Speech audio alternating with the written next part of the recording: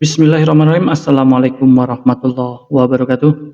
Teman-teman, balik lagi sama Kang Idat di Kopi Diskusi di episode ngomongin politik ya, atau ngompol.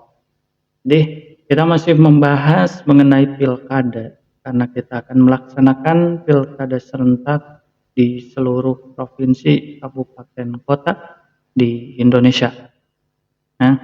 Nah, kali ini kita akan membahas mengenai yang seru sih ya. Jadi yang namanya tidak jauh dari hal-hal politik itu pasti ada pro dan kontra. Ada kejadian di mana saling menyerang lawan paslon lain. Nah, yang menarik, jadi begini, Kang Ida tidak akan mengatakan nama partainya ataupun nama orangnya, tapi di sini ada ya satu yang lucu. Mungkin bisa juga teman-teman menebak bahwa ada satu partai yang katanya non berasaskan Islam. Nah, pada saat sekarang memasuki masa kampanye pilkada, beliau menjatuhkan lawan lain dengan serangan personal. Jadi langsung pada dirinya, tidak menyerang kebijakannya, tidak menyerang masa waktu paslon lain sedang menjabat di daerah lain. Sekarang kan lebih fokusnya kita ke gubernur ya, kan di calon gubernur Jawa Barat teman-teman sudah bisa menebak siapa, itu kan partai mana juga. Jadi yang katanya basisnya adalah basis Islam, tapi menyerang secara personal, membuat fitnah-fitnah yang tidak bisa dibuktikan secara kebenarannya, tidak bisa dibuktikan secara utuh, hanya sebatas gosip ataupun hoax. Dikatakanlah calon ini adalah pengikut aliran sesat, dikatakanlah bahwa calon ini adalah penyebar kesesatan, hutangnya banyak di mana-mana, sedangkan kalau diminta untuk membuktikan tidak bisa. Nah, itu sebenarnya ciri-ciri bahwa paslon yang dia dukung, yang dia sedang promosikan, tidak mampu untuk mengalahkan elektabilitas si calon yang sedang naik daun saat ini.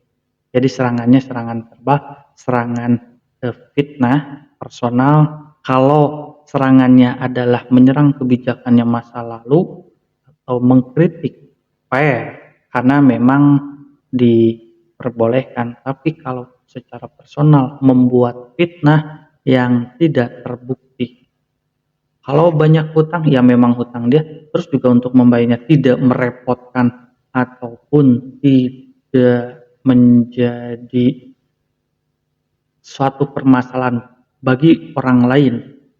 Nah, jadi lucu, ada yang tidak mampu menyaingi secara elektabilitasnya, kepopulerannya, dibuatlah fitnah-fitnah yang diharuskan ataupun diyakini dapat meruntuhkan atau menurunkan elektabilitasnya. Kalau paslon lain mungkin karena sudah dari dulu ke masyarakat, turun mendengarkan aspirasi ataupun menyelesaikan masalah yang sekecil apapun di masyarakat diselesaikan. Nah, elektabilitasnya makin naik, media sosialnya pun makin naik, gitu kan? Maka paslon-paslon lain oleh tim sesnya, sekali lagi bukan sama paslonnya, tim sesnya yang kelabakan untuk menyaingi elektabilitasnya, tidak mengambil hati rakyat, tidak ikut terjun ke masyarakat timnya, tapi membuat isu-isu yang mungkin dipercaya oleh mereka untuk menurunkan elektabilitas paslon lain. Ini lucu ya, sangat lucu. Bukannya bersaing secara sehat, tapi bersaing secara tidak sehat, membuat fitnah-fitnah. Dan itu pun statusnya jelas di SW, jadi status WA ya. Kang Ida tidak akan menyebutnya, takutnya nanti ada permasalahan yang itu. Tapi di sini kita akan membahas bahwa pertarungan pilkada itu tolong yang fair, serangannya itu bukan secara pribadi tapi kebijakan ataupun pada saat masa paslon lain sedang menjabat di kabupaten ataupun di daerahnya. Sekarang beliau ingin mencoba naik lebih atas. Jadi yang dikritiknya itu. Terus juga perang konsep, perang gagasan, perang ide untuk membangun daerahnya, bukan perang menjatuhkan harga diri lawan, menjatuhkan elektabilitas lawan dengan serangan pribadi. Nah, itu kan jadi terlihat ya kerancuan. Semua jalan dipakai untuk kemenangan.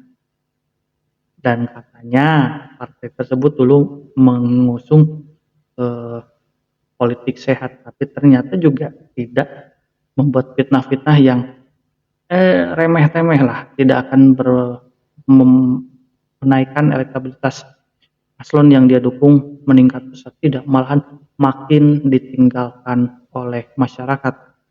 Karena masyarakat butuh bukti, bukan hanya janji, bukan hanya omongan, tapi fakta langsung di lapangan.